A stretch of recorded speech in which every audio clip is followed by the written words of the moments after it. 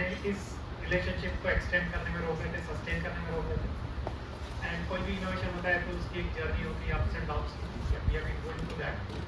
And इसीलिए अगर आप देखोगे तो जो स्लाइड है कि pause before you say yes, you are in a journey where you are going at a certain pace, then you realize कि नहीं, कुछ देर सोचना पड़ेगा, बिकॉज सिर्फ टेक्नोलॉजी या कोई क्योर, मतलब अगर मैं हॉस्पिटल कॉन्टेक्स्ट से बात करूँ, एक क्योर कर लेना, क्योर को ढूंढना, एक तरीका ढूंढना is not sufficient. You have to sit back and look, is it sustainable, is it affordable, it is manageable, can each and every person who wishes to participate is able to get access to that. तो innovation और sustainability को अगर आप साथ में लेके जब चलते हैं तो एनवायरनमेंट भी एक ऐसा ही सब्जेक्ट है जहाँ पे अगर हम एक सोच को सस्टेनेबल करने में अगर हम नहीं सोचेंगे और हम सिर्फ हाँ आज कर लिया बस दौड़ते रहेंगे without thinking, and that's why this is something where I was, it came from a recent experience कि मुझे किसी ने कहा कि जैकफ्रूट के वेस्ट को प्रोसेस करना है विद आवर टेक्नोलॉजी। हमारे को रिसर्च प्रोजेक्ट में कोलैबोरेशन करने के लिए institute approach us, very excited, हम ये करेंगे, आपको पैसा देंगे। But then I pause to think कि जैकफ्रूट तो बायोडिग्रेडेबल है, तो हम उसके ऊपर प्रोसेस क्यों कर रहे हैं? वाई आर वी, बिकॉज मेरे पास पैसा आ गया इसलिए मुझे रिसर्च करना है, just for the sake of it. And that's when I started to learn कि पॉज करना भी जरूरी है, सिर्फ एक्साइटमेंट में कोई भी चीज़ का रिसर्च करना जरूरी है। और उस दिन मैंने एक पोस्ट लिखा था, उस पोस्ट के लिए मैंने, and I started using AI for my own purpose, इसी में से ये बना हुआ है।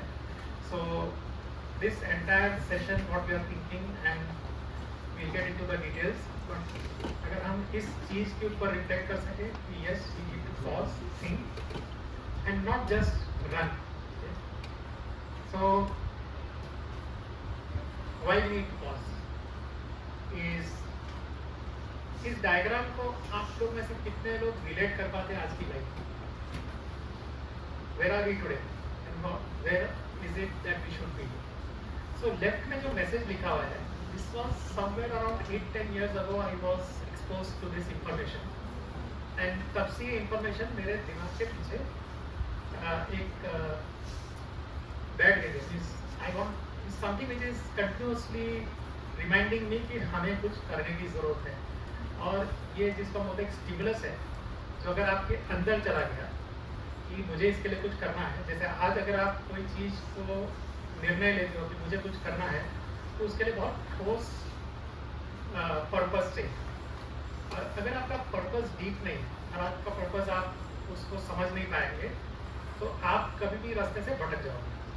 तो मुझे ये 1.7 टाइम्स हम रिसोर्स यूज कर रहे हैं, दैट मीन्स अर्थ में, हमारी धरती में, पृथ्वी में, या पृथ्वी माता हम कहें, उनकी जो उत्पन्न करने की क्षमता है, जो उसकी एक पूरे साल में पूरे रिसोर्सेज जो हम कंज्यूम करें उसको वापस पैदा करने की क्षमता है, उसे हम अगस्त के महीने में ख़त्म कर देते हैं। तो बाकी 4 महीने हम दूसरे किसी और का रिसोर्स इस्तेमाल कर रहे हैं। और इसीलिए आप देखोगे कि यहाँ पे हमारे स्कूल से बच्चे जुड़े हुए हैं जो कहीं इस चीज़ को समझते हैं बहुत अच्छे से, शायद हमसे ज़्यादा, कि अगर हमने आज कुछ नहीं किया तो ये हमारे आगे वाले समय में हमारे पास कुछ बचेगा नहीं, जिंदा रहने। ये हमें समझना ज़रूरी है कि जो हम आज कर रहे हैं वो सिर्फ हमारे लिए नहीं कर रहे। इस स्लाइड को अगर देखेंगे कि आज हमारी हैबिट है टेक, मेक, यूज, थ्रो। क्यों? क्योंकि कन्वीनियंस हमको हो गई ना, भाई अमेजोन से ऑर्डर कर दिया, ब्लिंकिट से ऑर्डर कर दिया, इधर से ऑर्डर कर दिया, स्टोर में चले गए, एक चीज़ खरीदनी है 4 चीज़ खरीद के ले गए, कन्वीनियंस है जो पहले नहीं थी। कंज्यूमरिज्म ग्रो हो गए, तो जो कन्वीनियंस है that lifted up consumerism. Plastic has helped us in lifting that consumerism because the cost of packaging, cost of transport, the ease of transport, ease of packaging foods, ease of everything has gone up substantially by the invention of plastic. लेकिन plastic ने invention करते किसी ने ये नहीं सोचा था कि ये उतना ही दानव बन के वापस आएगा।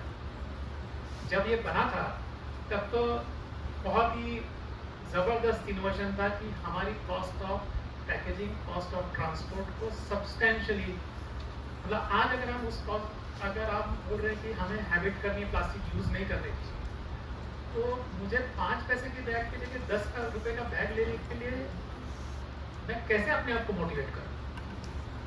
मेरे लिए, मैं करना चाहता हूं, लेकिन मेरे लिए उस हैबिट से वापस निकल के आना और फिर से एक कन्वीनियंस से थोड़ा सा अपने आप को कष्ट देना, अपने पास बैग रखना, रिमेंबर करना, रीयूज करना, वो मेरे लिए बहुत डिफिकल्ट हो गया। प्लास्टिक ने मुझे एक बहुत ही कन्वीनियंट ईज ऑफ लिविंग के अंदर लेके चले गए। आज हम हर जगह पानी की बोतल यूज़ कर रहे हैं, सब जगह। तो हम अपनी बोतल तो लेके चलते नहीं, लेकिन जब बोतल नहीं थी तब क्या हम प्यासे रह गए?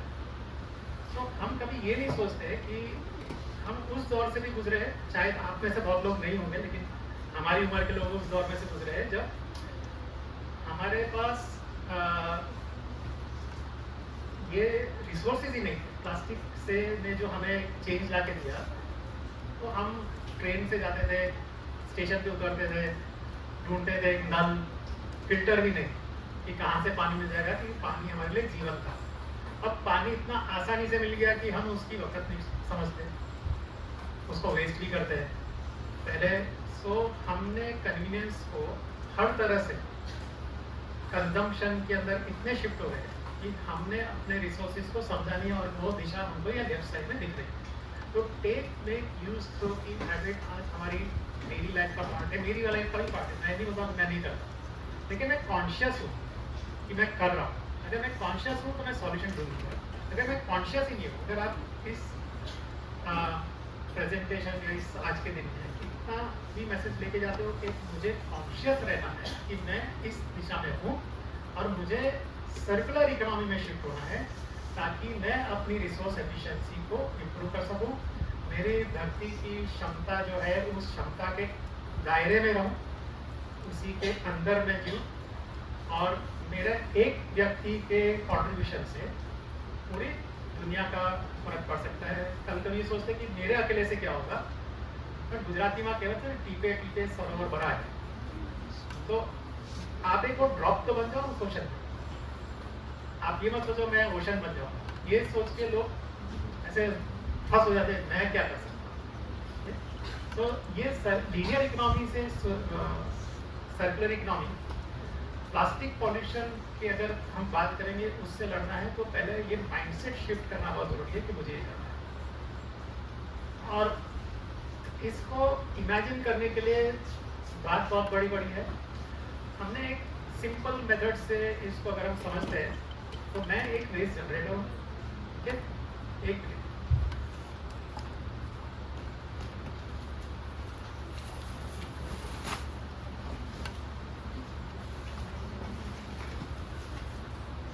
ये मेरे घर का वेस्ट, अगर मुझे कोई बोले कि ये वेस्ट हमारे घर में नहीं है, तो हम वेस्ट जनरेटर नहीं है। सो मैं एक वेस्ट जनरेटर हूँ, और मुझे समझ में आना चाहिए कि मेरा भी एक रोल है। अगर मैं कोई वेस्ट जनरेट कर रहा हूँ तो उसको एग्रीगेट करना। तो सबसे पहला काम क्या किया मैंने, अपने घर का किया, फिर मेरे पड़ोसी का किया, और मैं एक एग्रीगेटर है। एग्रीगेटर एक इंस्टीट्यूशन भी हो सकता है, एक व्यक्ति भी हो सकता है, एक सोसाइटी में रहने वाला व्यक्ति भी हो सकता है, एक हॉस्पिटल भी हो सकता है, एक डिपार्टमेंट भी हो सकता है, एक हॉस्टल भी हो सकता है, एक स्कूल भी हो सकता है। ठीक है, तो एग्रीगेटर कोई भारी शब्द नहीं है कि मैं एग्रीगेटर कैसे हो सकता हूँ। अगर आप एक के अलावा 2 जन का भी लाते हो तो आप एग्रीगेटर हो। इंडिविजुअल से एग्रीगेटर में 1 से प्लस कर दिया तो आप एग्रीगेटर हो, आप 2 जन का लाते हो तो भी एग्रीगेटर हो। सो वेस्ट जनरेटर से एग्रीगेटर की जर्नी, एग्रीगेटर से ज़्यादा है रिसाइकलर के पास। अभी एक और चीज़ जो आनंद में हुई है, आनंद म्युनिसिपल कॉर्पोरेशन ने डोर टू डोर कलेक्शन शुरू कर दिया। फिर हम कन्वीनियंस में चले गए कि मैंने तो कचरा सेपरेट कर दिया, गाड़ी आई उसमें डब्बे में डाल दिया, पर हमारी रिसाइकलिंग की इकोसिस्टम अभी इतनी मैच्योर नहीं है या हमारा सिस्टम इतना मैच्योर नहीं है कि हम उसे प्रॉपरली हैंडल कर पा रहे हैं। रिसेंटली एक आर्टिकल है फेसबुक पे, किसी ने जापान के कोई गया था, उसका एक रील है और उसने लिखा है कि जापान में वेस्ट करना जैसे कोई हमारी एग्जाम चल रही है।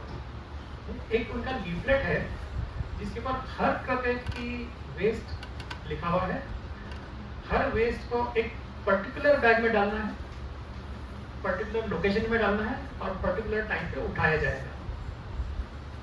ये मैंने खुद कोरिया में भी देखा है कि वेस्ट मैनेजमेंट की सिस्टम का सिर्फ कलेक्शन करना नहीं है, आप उसको किस तरह से कलेक्ट करते हो।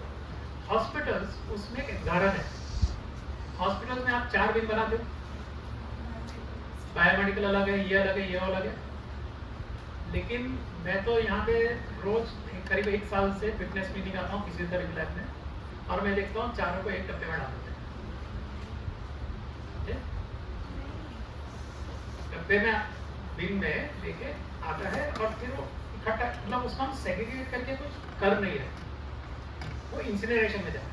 सारा डब्बे में डाल रहे मतलब आपने 4 को अलग किया, फिर 4 को इकट्ठा करके इंसिनरेट कर दिया। क्यों? क्योंकि आपके पास आगे का इकोसिस्टम नहीं है। जब तक आगे के आपके रिसाइकलर सिस्टम से आपका रिलेशनशिप नहीं होगा, आप उसको प्रॉपर चैनलाइज नहीं कर पाओगे, तो आप करोगे क्या? तो मैं भी डोर टू डोर वाले में डाल दूंगा, आप इंसिनरेटर में डाल रहे हो, हम सभी, क्योंकि हमारे पास कोई उपाय नहीं है। मैं ये कंप्लेन नहीं कर रहा, मैं ये कह रहा हूँ कि क्या हम सोचते हैं कि हम क्यों ऐसा कर रहे हैं। हम सिर्फ एक्शन ले रहे हैं कि हम कर रहे हैं। और सेम चीज मैं धारवाड़ में एक हॉस्पिटल में गया था, मैटरनिटी हॉस्पिटल था, वुमेन्स केयर। वहाँ हमारे एम्ब्रॉयडरी प्रोग्राम में एक हाई इम्पैक्ट एंटरप्रेन्योर का वहाँ पे वर्कशॉप था। मैं उधर उतरा, उनके वहाँ पे वही कलेक्शन वैन खड़ी थी। सबसे पहला काम मैंने उसका फोटो लिया, फिर उनको पूछा आप करते क्या हो। हम जितना होता है इसके अंदर डाल देते हैं, और उसमें पेट बॉटल भी उसमें डाल रहे हैं, नॉन बायोहजार्ड्स भी डाल रहे हैं, और बायोहजार्ड्स को वो दे रहे हैं बीएमसी जो कलेक्टर ऐसे। लेकिन कभी हम ठहर के ये सोचते हैं कि जो हम कर रहे हैं उसके बाद क्या हो। तो कितने जन हम रिसाइकलर्स के पास विजिट करिए। आप तो शायद कल आए थे पॉट्स लेने, तो आपने देखा कि हाँ रिसाइकलिंग होता है। तो पहले तो हमें ये जानना है कि क्या कोई सिस्टम है, अगर नहीं है तो क्यों है, और ये रिसर्च का सब्जेक्ट है। तो अगर ये इकोसिस्टम को कंप्लीट करना है, लो वैल्यू प्लास्टिक को करना है, तो पहले हमें रिसाइकलर चाहिए, जो आज की तारीख में एटलीस्ट हम ये कह सकते हैं एक सिस्टम हमने डेवलप किया है जहाँ पे आप ये कर सकते हो। आपको कचरे की गाड़ी में डालने की जरूरत नहीं है। और उसी चीज को जब आप वापस खरीदते हो, तो जो प्रोडक्ट हमने बनाया था वो प्रोडक्ट वापस मेरे पास आ गया। ठीक है, ये है सर्कुलरिटी। अगर हमें कन्वीनियंस का अल्टरनेटिव निकालना है, तो सर्कुलरिटी हमें उसका आंसर दे सकती है। जब हम उससे जुड़े हुए होंगे, तो हम जब वो सिस्टम जो मेरा वेस्ट है मेरे ही घर में आ रहा है, तो मेरी जो अंदर सोल, मेरा जो कॉन्शियस है, उस पर इम्पैक्ट होता है। क्योंकि मेरा इमोशनल कनेक्ट जब उससे होना शुरू होता है, जब तक ये वेस्ट मेरे लिए वेस्ट है, लेकिन जब ये मुझे घर पे प्रोडक्ट बन गया है और मैं उसको टच कर सकता हूँ, फील कर सकता हूँ कि नहीं, मैंने जो भेजा वो वेस्ट नहीं था, वो रिसोर्स था। मेरे माइंड में शिफ्ट क्या चाहिए, वेस्ट से रिसोर्स का शिफ्ट चाहिए। तो ये इकोसिस्टम में हम अगर जितना जुड़ेंगे उतना हम लीनियर से सर्कुलर इकोनॉमी की तरफ जाएंगे। इसको प्ले कर सकते हैं। और जो मैं बता रहा हूँ उसी का वीडियो है छोटा, ये प्लांटर बना कैसे।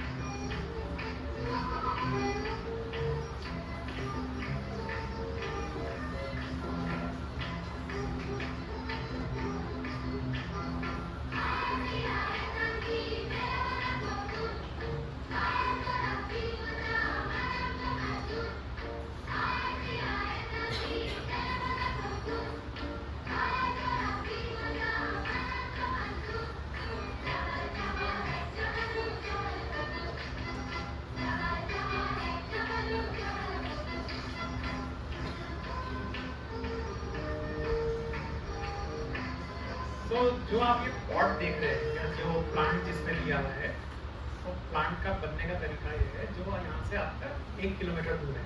आप कभी भी आ सकते हैं, देख सकते हैं कि क्या ये मुमकिन है, क्योंकि बहुत लोगों को ये विश्वास ही नहीं होता ऐसा हो सकता है। मतलब भाई मेरे पास विश्वास की कोई दवा नहीं है, मैं कोई आपको ऐसा आंसर नहीं सकता, आप आ जाओ, देख लो, समझ लो।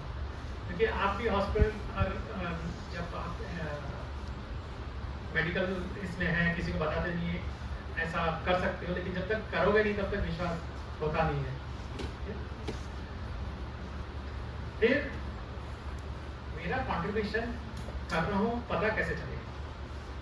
और बहुत बार हम सोचते हैं कि मैं तो कुछ भी नहीं है, मेरा तो इतना सा है। अभी ये है ना 50 ग्राम होगा, 60 ग्राम, क्योंकि एक जो वेफर का पैकेट होता है उसका वजन होता है 3 ग्राम, ठीक है? तो एक वेफर का पैकेट है ना 3 ग्राम, लेकिन अगर आप यहाँ देखोगे तो इसमें 3 तरह की इंफॉर्मेशन है। हमने इस चीज को लोगों तक पहुंचाने का एक तरीका हमारी वेबसाइट पे डेटा लाइव रहता है, किसने कितना प्लास्टिक दिया, कितनी बार दिया। इट्स नॉट अबाउट आपने एक बार दे दिया, क्या आप उसको एक हैबिट में ले जा रहे हैं कि नहीं ले जा रहे हैं।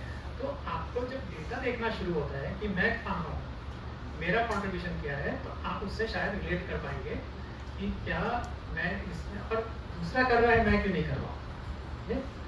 और जैसे रजनीकांत वगैरह है जो मेरे साथ हमारे राइनो मशीन में है, इस टेक्नोलॉजी का जब इनोवेशन हुआ था, तो की पर्सन वो रजनीकांत था जिसने रिसर्च किया था, हम लोग दिमाग लगा के, एंड सबसे ज़्यादा जुड़ा हुआ है, मेरे से ज़्यादा प्लास्टिक वो लेके ज़्यादा बात, क्वांटिटी की बात नहीं कर रहे हम, इंटेंट की बात कर रहे हैं।